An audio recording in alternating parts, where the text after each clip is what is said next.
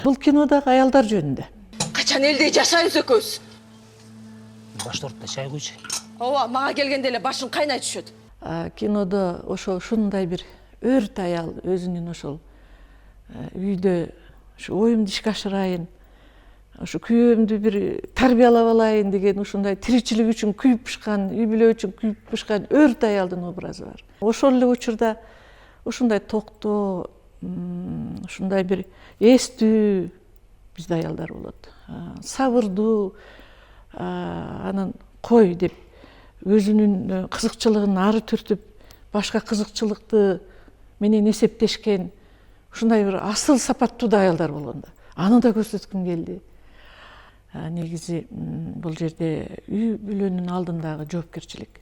Сүйүү деген бийик нерсе. Ал деген ушунчалык адам ким болбосун сүйүүгө акысы бар, анын укугу бар дегендей.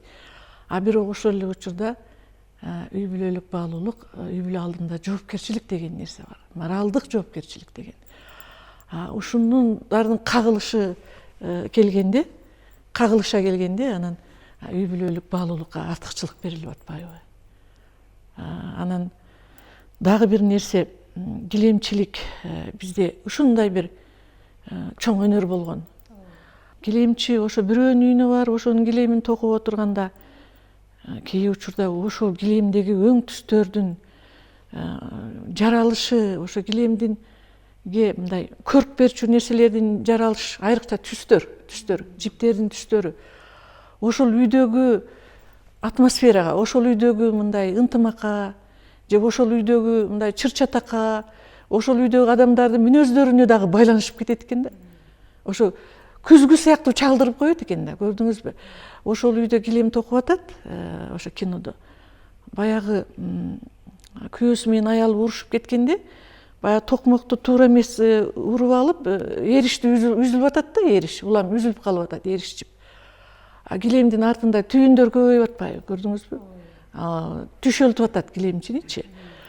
Анан ошол эле учурда чек арадагы кемпир, карабайсызбы?